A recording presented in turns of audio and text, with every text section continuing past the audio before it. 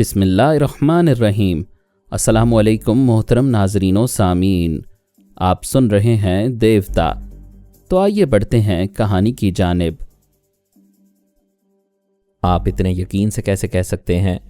Dummy نے ایک فوجی سے گن لے کر لیمبوڈا کے ایک ماتحت کو دی، پھر اس سے کہا، میں تم سے غافل ہوں، مجھے گولی مارو۔ وہ کبھی ایسا نہ کرتا، لیکن اس کے دماغ میں لیمبوڈا موجود تھا۔ اس نے فوراً ہی اس کے دماغ پر قبضہ جمایا، پھر اس کے ہاتھوں سے گولی چلا دی۔ گولی ڈمی فرہاد کو لگی، پھر اتنی ہی تیزی سے ریوائنڈ ہو کر اسی ماتحت کے جسم میں پیوست ہو گئی۔ ڈمی، سونیا اور فرہاد نے ایسا بلٹ پروف لباس پہنا تھا جس پر گولیاں جتنی تیزی سے آ کر لگتی تھیں اتنی ہی تیزی سے واپس وہیں جاتی تھی جہاں سے چلائی گئی تھی۔ لیمبوڈا نے ناکام ہو کر دوسرے ماتحت کے ذریعے گن کو دوبارہ اٹھایا، لیکن فوجی افسر نے وہ گن چھین لی۔ نمائندے نے سوال کیا، جب اس قدر غیر معمولی حفاظتی انتظامات کیے گئے ہیں تو ہوائی حملوں سے بچنے کے انتظامات کیوں نہیں کیے گئے؟ ڈمی نے جواب دیا، پہلے آپ گرفتار ہونے والوں سے سوالات کریں، پھر میں جواب دوں گا۔ نمائندہ مائک لے کر ایک ماتحت کے پاس آیا۔ میں نے فوراً ہی اس کے دماغ پر قبضہ جما لیا تاکہ لیمبوڈا اسے غلط بیانی پر مجبور نہ کر سکے۔ اس ماتحت نے کہا، ہم امریکہ سے آئے ہیں اور ٹیلیپیتھی جاننے والا جان لیمبوڈا ہمارا کمانڈر ہے۔ لیمبوڈا نے دوسرے ماتحت کی زبان سے چیخ کر کہا، یہ جھوٹ بول رہا ہے۔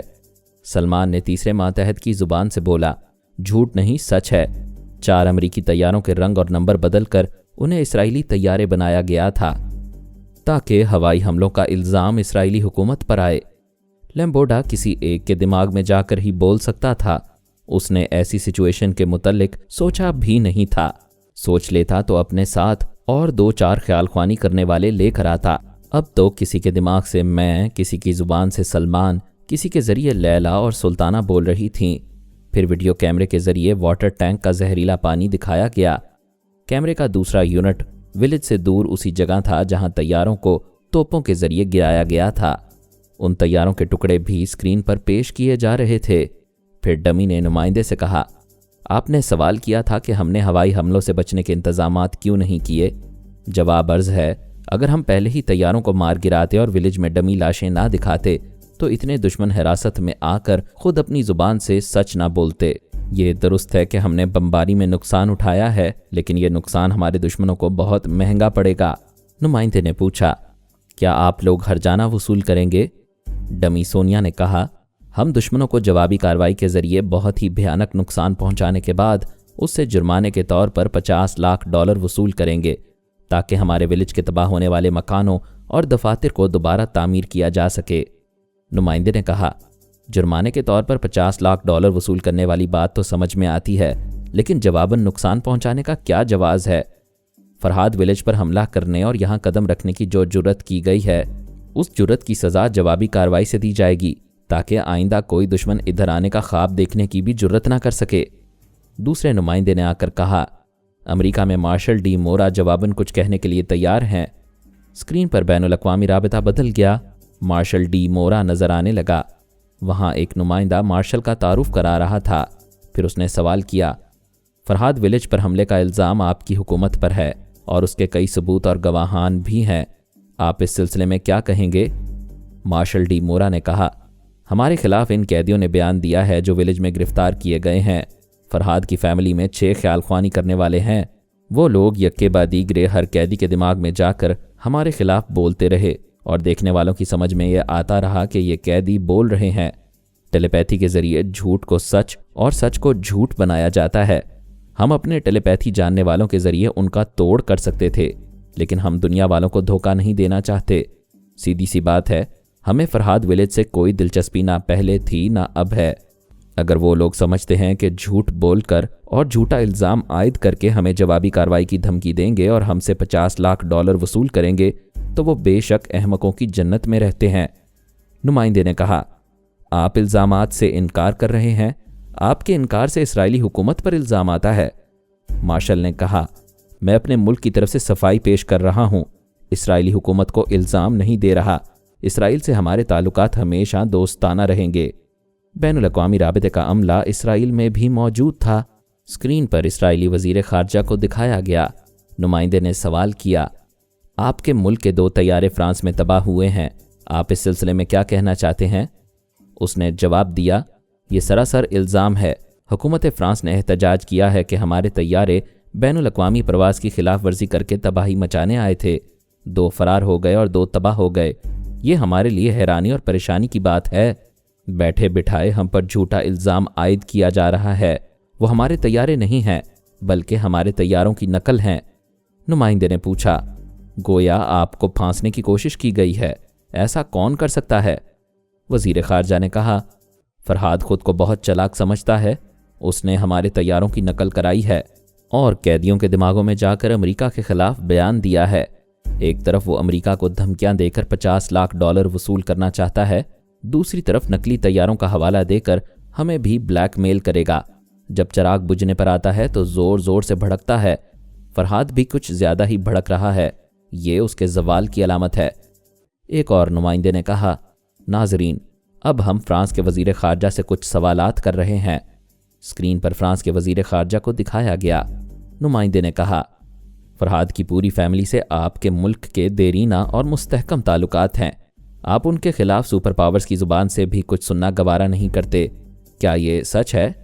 فرانس کے وزیر خارجہ نے کہا، آپ سپر پاورز کی بات کرتے ہیں، اگر فرحاد علی تیمور بھی جھوٹ بولے تو ہم گوارا نہیں کریں گے۔ آپ کی معلومات کے لیے عرض کر دوں کہ سونیا اور فرحاد سے ہماری حکومت کے براہ راست تعلقات نہیں، ہمارے دیرینہ تعلقات بابا فرید واسطی مرحوم کے ادارے سے ہیں۔ اسی ادارے کے ذریعے فرحاد کی فیملی سے ہمارا رابطہ رہتا ہے۔ فرحاد ولیج میں جو کچھ ہوا اس کا الزام آپ کس پر ڈالیں گے؟ سوال فرحاد ولیج کا نہیں، میں فرانس کا وزیر خارجہ ہوں، میرے ملک کے اندر یہ واردات ہوئی ہے۔ واردات کے سلسلے میں اسرائیلی طیاروں کا ملبہ پایا گیا اور تمام قیدی امریکی باشندے ہیں۔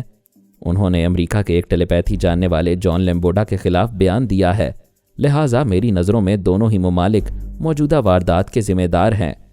نمائندے نے کہا، مسٹر فرحاد نے امریکہ میں ایک بھیانک تباہی کی دھمکی دی ہے، کیا آپ فرحاد اور مارشل ڈی مورا کے درمیان کوئی سمجھوتا کرائیں گے؟ میرے ملک کے اندر ایک بستی پر بمباری کی گئی، پھر مسلح افراد نے حملہ کیا، میں تو اسے سیاسی جرم کہتا ہوں۔ امریکہ اور اسرائیل سے احتجاج کرتا ہوں، یہ دونوں ممالک اپنے جرائم سے انکار کرتے رہیں گے اور فرحاد کوئی انتقامی کارروائی کرے گا تو ہم خاموش تماشائی بن کر رہیں گے۔ میں اس سے زیادہ کچھ نہیں کہنا چاہتا۔ نمائندے نے کہا، ناظرین، ہم نے فرحاد ولیج کی واردات سے تعلق رکھنے والے تمام کرداروں کو پیش کیا ہے، ان میں کچھ کردار سچے ہو سکتے ہیں اور کچھ جھوٹے۔ ہمارا خیال ہے اس سلسلے میں کوئی دانشمندانہ سمجھوتا نہ ہوا تو حالات بد سے بدتر ہوتے جائیں گے۔ سوال ہے کس کے حالات؟ جواب ہے آنے والا وقت بتائے گا۔ Good bye. بین الاقوامی نشریاتی رابطے کا عملہ اور فرانس کے فوجی ہماری بستی سے قیدیوں کو لے کر چلے گئے۔ ولیج کا بڑا گیٹ پھر بند ہو گیا۔ پہلے دشمنوں کو تجسس تھا کہ اس گیٹ کے پیچھے فرحاد کی نئی بستی کیسی ہوگی۔ ہم نے انہیں دکھا دیا کہ یہ بستی کیا بلا ہے۔ وہ چاند ستاروں پر پہنچ سکتے ہیں لیکن فرحاد ولیج میں قدم نہیں رکھ سکتے۔ سونیا نے کہا، ہمیں اپنا چیلنج پورا کرنا ہے۔ میں نے پوچھا، کیا چاہتی ہو؟ وہ بولی، ہم نے مرینا سے وعدہ کیا تھا کہ اس کے ملک کو نقصان نہیں پہنچائیں گے، لیکن مرینا نے اپنی خود غرضیوں سے ہمیں بہت مایوس کیا۔ وہ اپنے راستے پر چلتی ہے، لہٰذا ہم بھی اپنے راستے پر چلیں گے۔ اس بار ٹرانسفارمر مشین کو تباہ کیا جائے گا۔ میں نے کہا، وہ دوسری بنا لیں گے؟ وہ ایک نہیں درجنوں بنا سکتے ہیں، لیکن ہر مشین پر کروڑوں ڈالر خرچ ہوتے ہیں۔ ایک تو ان کی محنت اور رقم برباد ہوگی، دوسرا یہ دہشت رہے گی کہ ہم ان کے تمام خفیہ اڈوں میں لاکھ پہرے داروں کے باوجود پہنچ سکتے ہیں۔ میں تمہیں بتا چکا ہوں کہ مشیگن جھیل والے اڈے میں ایک مکھی بھی نہیں اڑ کر جا سکتی۔ کیا تم نے وہاں تک پہنچنے کا کوئی راستہ سوچا ہے؟ ایک بار علی تیمور سے اس سلسلے میں بات ہوئی تھی، وہ الیکٹرانک اور سائنسی تجربات کرتا رہتا ہے، مجھے اس کا ایک منصوبہ بہت پسند آیا تھا۔ اس سے رابطہ کرو اور کہو اس کی ماما نے ٹرانسفارمر مشین والے منصوبے کو اوکے کر دیا ہے۔ میں نے علی کو مخاطب کیا، کوڈ ورڈز ادا کیے، پھر کہا، ہیلو بیٹے، کیسا وقت گزر رہا ہے؟ بہت اچھا، آپ جانتے ہیں میں کبھی بیکار نہیں بیٹھتا، کبھی لائبریری میں پڑھتا ہوں اور کبھی لیبارٹری میں تجربات کرتا رہتا ہوں۔ بابا صاحب کے ادارے کی لائبریری اور لیبارٹری کا ساری دنیا میں کوئی جواب نہیں ہے۔ ثانی کیا کر رہی ہے؟ میرے ساتھ مصروف رہتی ہے، غیر معمولی طور پر ذہین ہے، لیبارٹری کے کسی بھی عملی تجربے میں مجھ سے پیچھے نہیں رہتی۔ تم نے ٹرانسفارمر مشین کی تباہی کے سلسلے میں اپنی ماما کے سامنے کوئی منصوبہ پیش کیا تھا؟ पापा, उस बात को एक अरसा गुजर चुका है। तुम्हारी मामा ने उस मंसूबे को ओके कर दिया है। सच पापा? बिल्कुल सच। मिशिगन झील की तरफ जब चाहो परवाज कर सकते हो। थैंक यू पापा, मैं मामा को किस करना चाहता हूँ। मैं हंसता हुआ दिमागी तौर पर हाजिर हो गया। सोनिया ने पूछा, क्यों हंस रहे हो? अली बहुत खुश है, तुम्हें किस करना चाहता है। वो मुस्कुराकर बोली, जब सामने होगा तो कर लेगा। सरगई अल्पा ने बहुत बड़ा कारनामा अंजाम दिया था। टेलीपैथी जानने वाले एवन रास्का को ट्रैप करके मॉस्को ले आई थी। उसे बड़ी राजदारी से कॉमा में रखा गया था और डॉक्टर वगैरह उसके ब्रेन ऑपरेशन की तैयारियां कर रहे थे। मास्क मैन ने खुश होकर पूछा, सरगई, तुम इनाम की हकदार हो, बोलो क्या चाहती हो? जो मांगोगी वो मिलेगा। वो मुस्कुराकर बोली, मुझे क्या मांगना चाहिए? मैं टेलीपैथी के जरिए जितनी दौलत चाहूँ हासिल कर सकती हूँ। अपनी सलाहियतों के बायस मुझे इज्जत मिल रही है।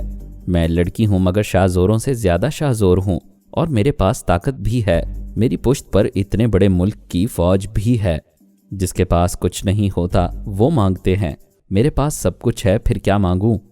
दुरुस्त कहती हो, सब कुछ हो तो मांगने की ज़रूरत नहीं रहती, लेकिन तुम्हारे पास एक कमी है। भला क्या कमी है? तुम्हारा कोई जीवन साथी नहीं। आला फौजी अफसर ने कहा, महफिलों में तुम्हारी कदर होती है, तन्हाई में तुम्हारा कोई कदरदान नहीं। वो बोली, मैंने किसी जीवन साथी के मुतल्लिक कभी नहीं सोचा। ख्याल ख्वानी के ज़रिए दुनिया भर की मालूमात हासिल करने और काम के लोगों को अपना मामूल बनाने से फुर्सत नहीं मिलती है, इसलिए किसी साथी की कमी महसूस नहीं होती। मास्क मैन ने कहा, फरहाद और उसके बेटे बहुत ही कमीने हैं। टेलीपैथी जानने वाली हसीन लड़कियों को मोहब्बत के जाल में फांस लेते हैं। मैं किसी के जाल में फंसने वाली लड़की नहीं हूँ। सरगई, अभी तुम मोहब्बत की चक्करबाजियों को नहीं समझती हो। मोहब्बत ऐसा जाल है जो नज़र नहीं आता। जो लड़की इस जाल में फंसती है वो अपनों से बगावत कर देती है। तुम लोगों को अंदेशा है कि फरहाद का कोई बेटा मुझे उल्लू बनाकर यहाँ से ले जाएगा और मैं उल्लू बनकर चली जाऊंगी। तुम बहुत ज़हीन हो, लेकिन इश्क हमेशा जहानत को खा जाता है। हमारे इत्मीनान के लिए किसी माकूल नौजवान से मोहब्बत करो, शादी करो। इस तरह तुम्हारी ज़िंदगी में दुश्मनों के आने की गुंजाइश बाकी नहीं रहेगी। मैं तुम लोगों के मशवरों पर गौर करूंगी, लेकिन पता नहीं क्यों मुझे कोई मर्द अच्छा नहीं लगता है। मैं हर मर्द की इज्जत करती हूँ मगर किसी पर दिल नहीं आता। वहाँ सभी मर्द बैठे हुए थे। उन्होंने खामोशी से एक दूसरे को देखा। फिर मास्क मैन ने पूछा, क्या तुम डॉक्टरों के दिमागों में जाती हो? उनमें एक नया डॉक्टर है, मालूम करो एवन रास्का के ब्रेन ऑपरेशन में उसे मौजूद रहना चाहिए या नहीं। वो बोली, डॉक्टर नया है लेकिन बूढ़ा और तजर्बाकार है। दूसरे डॉक्टरों ने कुछ समझकर ही उसे अपनी टीम में शामिल किया है। मैं तजर्बात की बात नहीं कर रहा हूँ, ये मालूम करो कि वो हमेशा हमारा राजदार और वफादार रहेगा या नहीं। वो उठकर बोली, अच्छी बात है, मैं ख्याल ख्वानी करने जा रही हूँ। वो वहाँ से चली गई। उसके जाने के बाद मास्क मैन ने आला फौजी अफसरान से कहा, इसका दिल किसी पर नहीं आता है और ये बात हमारे मकासद के खिलाफ है। एक इंटेलिजेंस के अफसर ने कहा, एक अंदेशा है कि सरगई के ब्रेन ऑपरेशन में कोई कमी रह गई है, उसके लाशऊर में पारस रह गया है। आला अफसर ने कहा, यह कैसे हो सकता है? ब्रेन ऑपरेशन से पिछली तमाम यादें हमेशा के लिए मिट जाती हैं।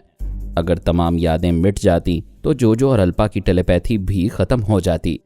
हमारे सामने मिसाल मौजूद है। जोजो ने रफ्ता रफ्ता पारस को और फरहाद की पूरी फैमिली को पहचान लिया है। मास्क मैन ने तायद की, सरगई के सिलसिले में यह अंदेशा दुरुस्त हो सकता है। जिसे सांप डस ले उसकी जान बचा ली जाए तब भी वो सारी जिंदगी जहर को भुला नहीं पाता। एक अफसर ने कहा, यह बात समझ में आती है। ऑपरेशन के बाद टेलीपैथी के इल्म को बाकी रखा जा सकता है तो जहर से होने वाली लगावट को भी रखा जा सकता है। ऐसा तो डॉक्टर करते हैं। उन्होंने इस सिलसिले में खुसूसी तजर्बा किया था कि ब्रेन ऑपरेशन के दौरान टेलीपैथी की सलाहियतों को किस तरह बहाल रखा जाए। मुझे शुबा है कि डॉक्टर ने सरगई अल्पा की जहरीली मोहब्बत को भी बरकरार रखा है। मास्क मैन ने कहा, वो डॉक्टर मर चुका है, उसकी जगह नया सर्जन आया है। इससे पहले कि नए सर्जन की टीम एवन रास्का का ऑपरेशन करे, हमें डॉक्टरों से इन मामलात पर गुफ्तगू कर लेनी चाहिए।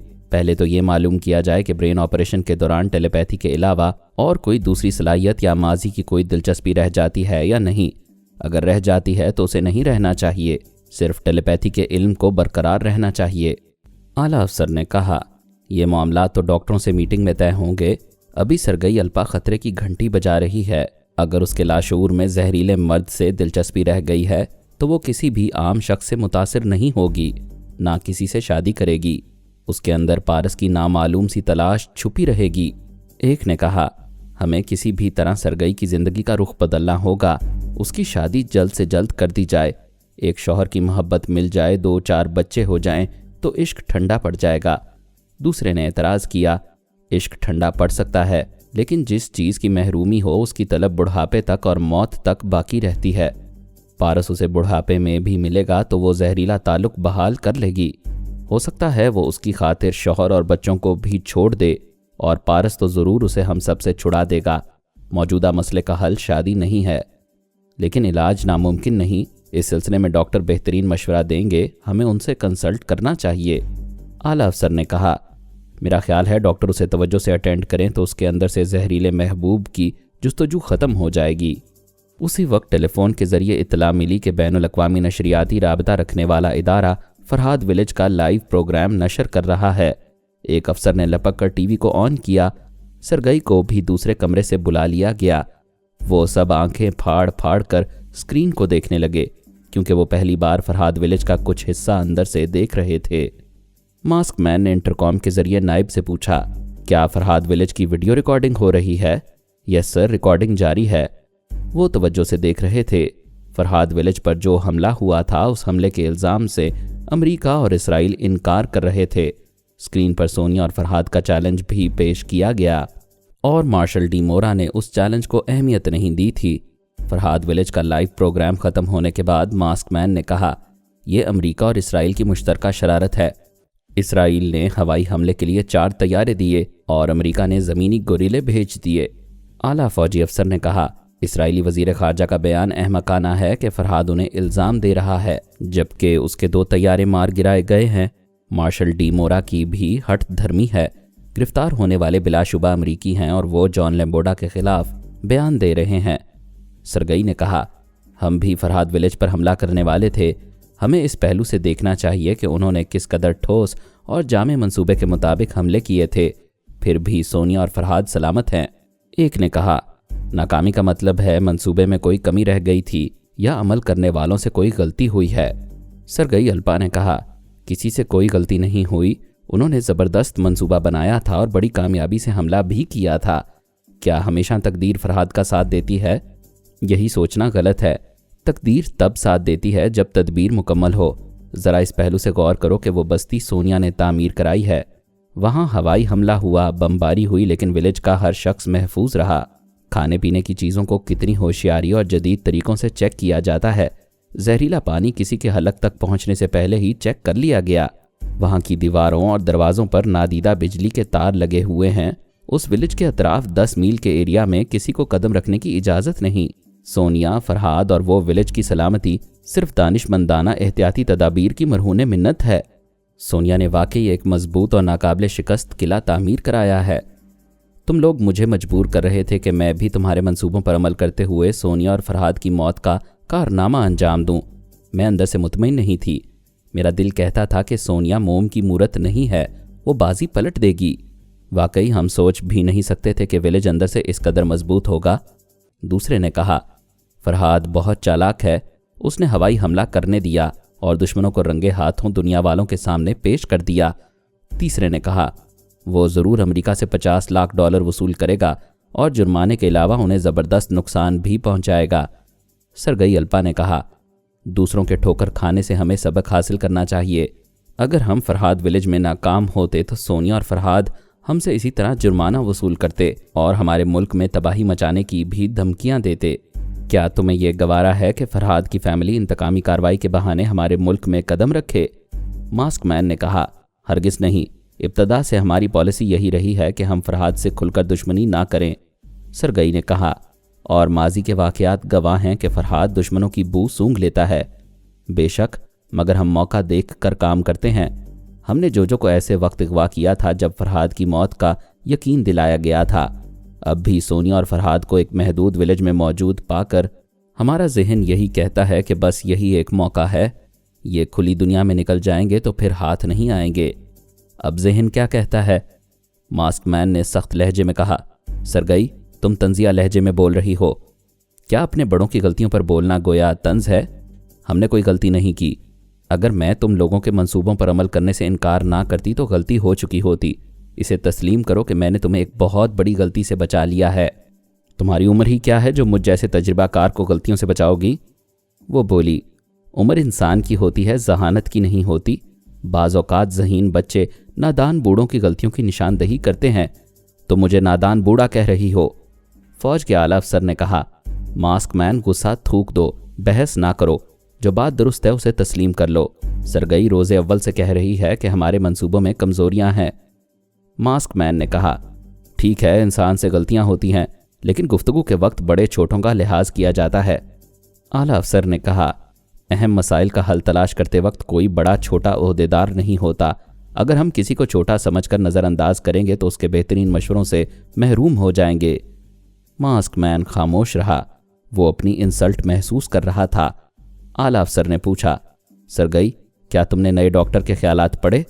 जी हाँ, वो वफादार है, मुहिब्बे वतन है और एवन रास्का का ब्रेन ऑपरेशन करके अपनी बेहतरीन सलाहियतों का मुजाहिरा करना चाहता है। उसने डॉक्टरों की टीम में कुछ तब्दीलियां की हैं। उन असिस्टेंट डॉक्टरों और नर्सों पर भी नज़र रखो। उनके मुतलिक मालूमात हासिल करो और उन सब के चोर ख्यालात पढ़ती रहो। अब तुम जाकर आराम करो। वो उठकर चली गई। उसके जाने के बाद उन डॉक्टरों को बुला लिया गया जो एवन रास्का का ब्रेन ऑपरेशन करने वाले थे। मास्क मैन ने आला अफसर से कहा, मैं मानता हूं कि हम सब फरहाद विलेज ऑपरेशन का मंसूबा बनाकर गलती कर रहे थे और सरगई शुरू ही से मंसूबे को गलत कह रही थी। फिर भी हमें उसके सामने अपनी गलतियों का एतराफ़ नहीं करना चाहिए। वो अभी से सर चढ़कर बहुत बोलने लगी है। वो बहुत नहीं बोलती, सिर्फ काम करती है और काम की बात बोलती है। तुम खामखा उसके पीछे ना पड़ो। एक बात अच्छी तरह समझ लो, तुमसे और हमसे ज़्यादा सरगई अहम है।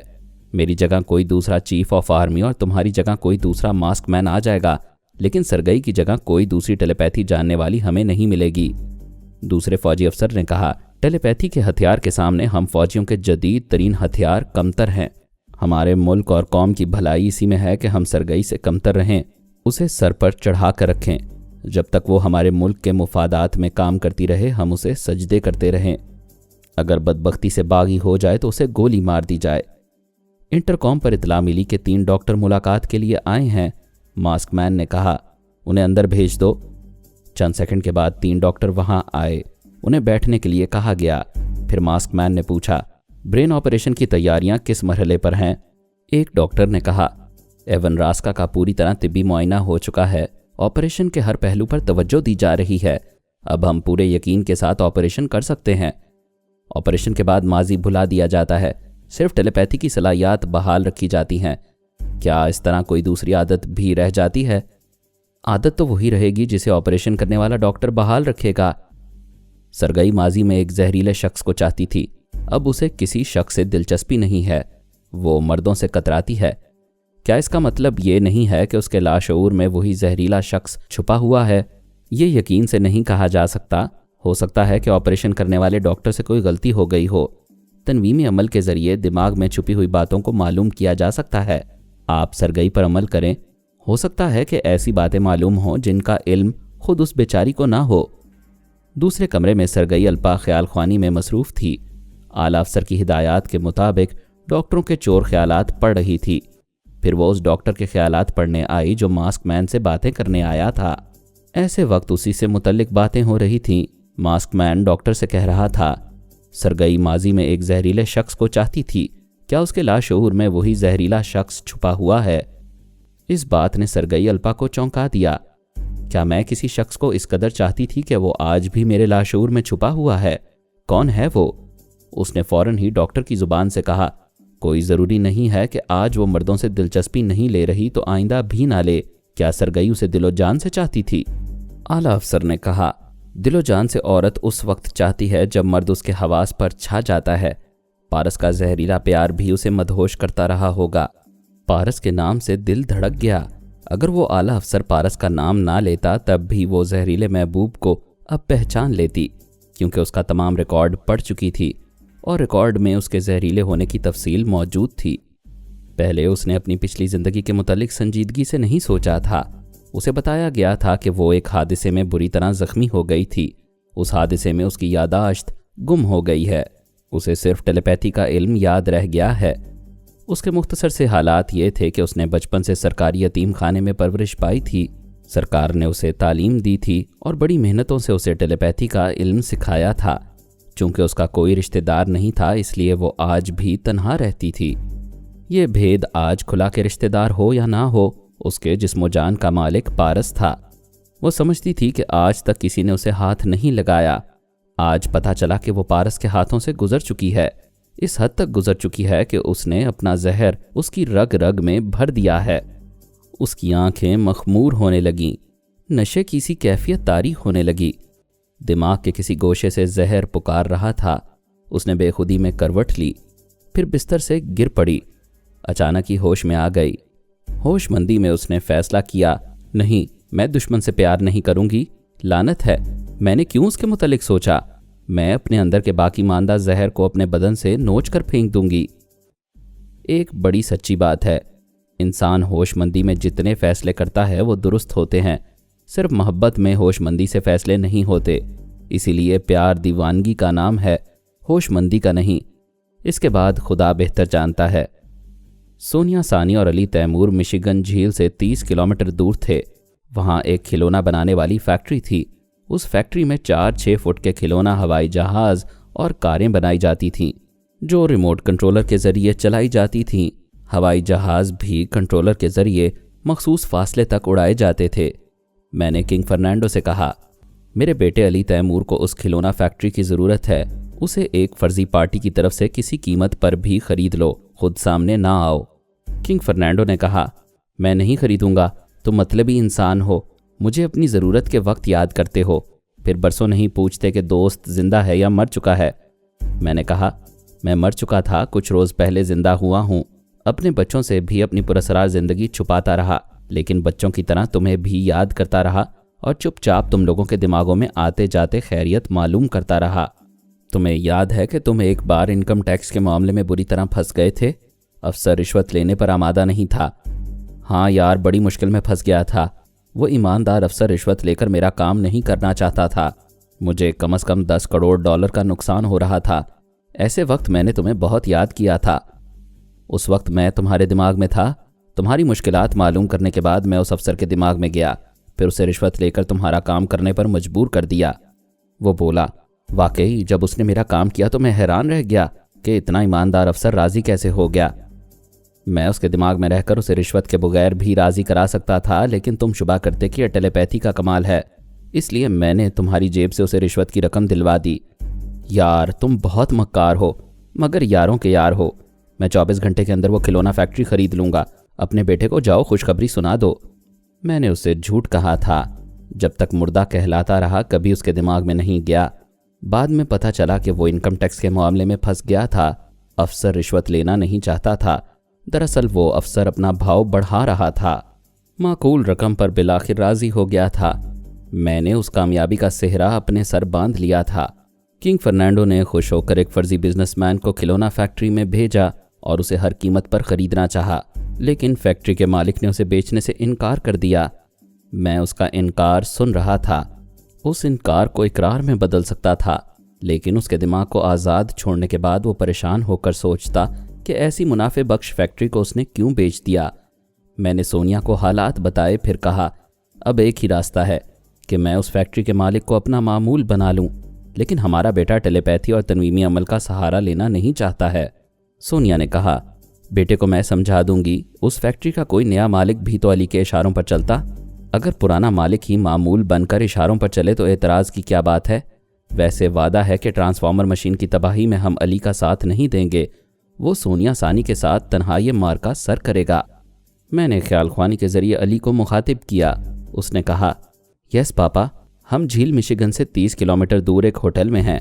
یہاں بھی بڑی سخت چیکنگ ہے کہ مسافر کہاں سے آئے ہیں، کیوں آئے ہیں اور یہاں کتنے دنوں تک قیام کریں گے۔ تم نے کیا بیان دیا ہے؟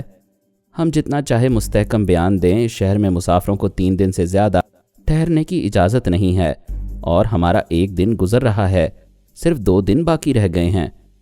بیٹے، کنگ فرنینڈو نے اس فیکٹری کو خریدنے کی کوششیں کی تھی، لیکن وہ بہت منافع بخش ہے۔